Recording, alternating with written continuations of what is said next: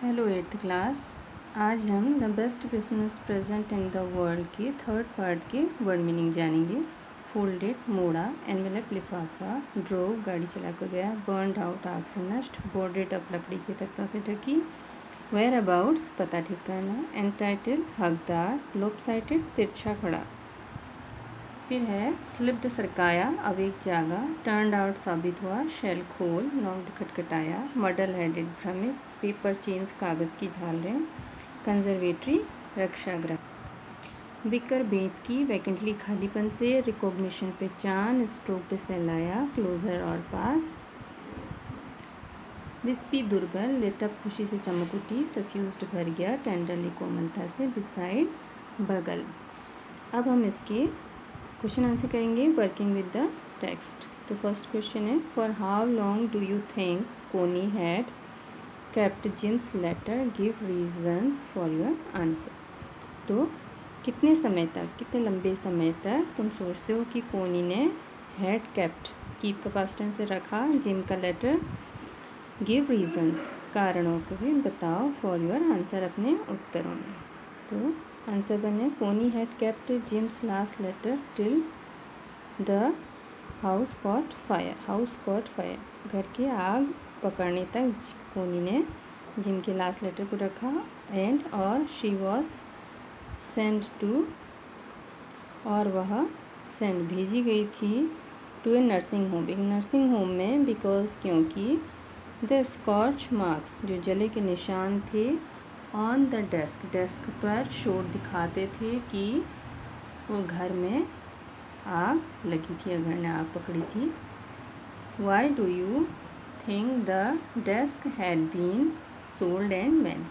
Y do you think, तुम क्यों सोचते हो, तुम क्या सोचते हो कि डेस्क जो है वो कब बेचा गया, व्हेन कब बेचा गया, और क्यों बेचा गया। वाई, हाँ क्यों, तुम सोचते हो कि क्यों बेचा गया और कब बेचा गया। तो आंसर है the desk must have been sold when Connie's house caught fire accidentally. तो दुर्घटनावश जब कोनी के घर ने आग पकड़ी तो डेस्क अवश्य उसी समय बेचा गया होगा। As it was damaged by fire, जैसा कि वो आग से उसको नुकसान हुआ था। Question 3, why do Jim and Hans think that games और sports are good ways of resolving conflicts, do you agree.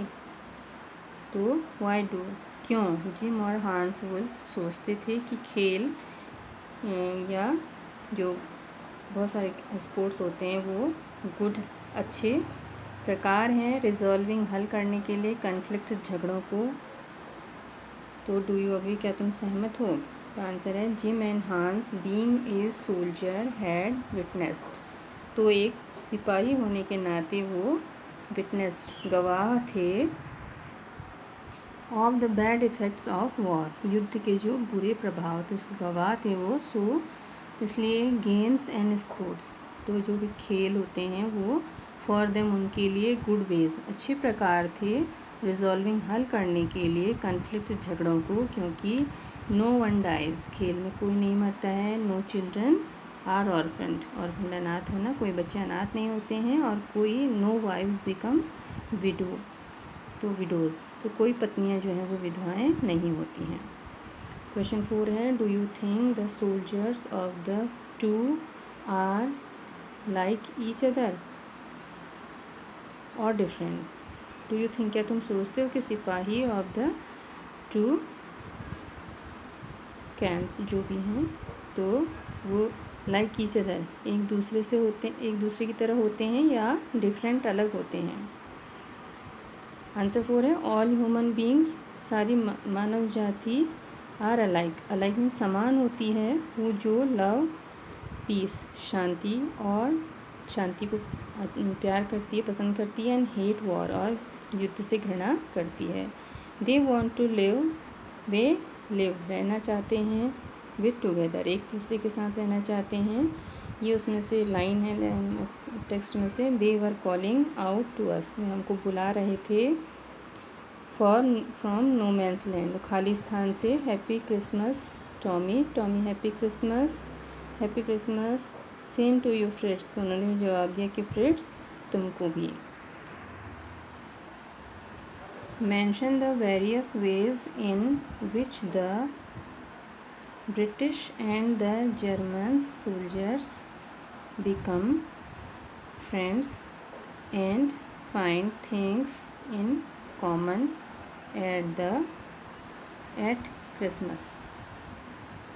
तो मेंशन उनको बताओ टू वेरियस वेज, विभिन्न ढंग थे इन विच, तो मेंशन यानी कि बताओ या इशारा करो, इंगित करो वेरियस वेज कई प्रकारों को जिसमें ब्रिटिश और जो जर्मन थे सिपाही बिकेम फ्रेंड दोस्त बन गए थे, जिन चीज़ों में उनको बताओ। एंड फाइंड थिंग्स और फाइंड ढूंढो थिंग्स उन बातों को जो कि एट क्रिसमस पर कॉमन थी, सामान्य थी। आंसर है both the Germans and British soldiers were enemies at war. तो जर्मन और ब्रिटिश दोनों सिपाही वॉर युद्ध में शत्रु थे, फ्रॉम डिफरेंट कैंप्स अलग अलग समूहों से, बट लेकिन लाइक ऑल ह्यूमन बींग्स सारी मनुष्य जाति की तरह दे हैड सिमिलर, उनकी सिमिलर समान फीलिंग्स थी, भावनाएं थी ऑफ लव एंड केयर, प्यार और जो ध्यान रखते हैं अपने परिवार का, फॉर देयर फैमिलीज अपने परिवारों के प्रति प्यार और सुरक्षा की भावना थी। दे एन्जॉयड ए फीस्ट टुगेदर, उन्होंने वो दावत का एक साथ आनंद लिया। बाय ईटिंग, कैसे, खाकर, ड्रिंकिंग, पीकर, एंड मेकिंग मैरी, खुशी मनाकर, टुगेदर एक साथ, एट क्रिसमस पर। क्वेश्चन 6 है व्हाट इज़ कोनी क्रिसमस प्रेजेंट, कोनी का क्रिसमस प्रेजेंट क्या था, क्या है। Why the best Christmas present in the world, और ये संसार का सबसे अच्छा उपहार क्यों है। तो आंसर है due to the old age memory, तो वृद्धावस्था की याद के कारण, मेमोरी लॉस याद खो जाने के कारण, and seeing the box and later, और चिट्ठी और बॉक्स को देखकर, कोनी मिस्टुक, उसने गलत अंदाज लगा लिया, द नरेटर जो लेखक हैं उनको, टू बी हर हस्बैंड, अपने हस्बैंड होने का उन्होंने गलत अंदाज लगा लिया। शी फेल्ट, उसने महसूस किया कि गलत अंदाज लगा लिया, तो उसे लगा, महसूस हुआ कि वो उसका सबसे अच्छा क्रिसमस प्रेजेंट था, उसके लिए सबसे अच्छा क्रिसमस प्रेजेंट था। His coming home at the time of the Christmas, और क्रिसमस के समय पर उसके घर आने पर सबसे अच्छा उपहार था। As the mention in the letter, जैसे कि उसके हस्बैंड ने चिट्ठी में मेंशन किया था, इशारा किया था, was the best present for her, उसके लिए सबसे अच्छा उपहार था। Question number 7, do you think the title of the story is suitable, क्या तुम सोचते हो कि जो शीर्षक है कहानी का वो उसके सूटेबल है, उसके लायक है, फॉर इट, तो उस कहानी के लायक है। Can you think of any other title, क्या तुम किसी और दूसरे शीर्षक या शीर्षकों के बारे में सोचते हो, बता सकते हो। The title of the story is most suitable, तो जो कहानी का शीर्षक है वो बहुत उसको सूट कर रहा है, उसको उपयुक्त है।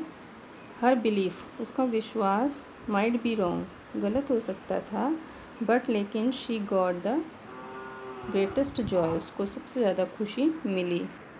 वैन, जब द नैरेटर, जो बता रहा है लेखक, गोज़ जाता है, टू विज़िट, मिलने, हर उससे, अलॉन्ग विद द लेटर, चिट्ठी के साथ जब उससे मिलने जाते हैं नैरेटर, लेखक जो बता रहे हैं, तो आप सब लोग इसको समझते हुए याद कीजिएगा, लिखिएगा, और अपना ध्यान रखिए, अपने पास पड़ोस का, अपने परिवार का ध्यान रखते हुए, कोरोना का ध्यान रखते हुए, अपने स्वास्थ्य का ध्यान रखते हुए, पढ़ाई पर भी ध्यान दीजिएगा, सुबह शाम पढ़ाई करिएगा।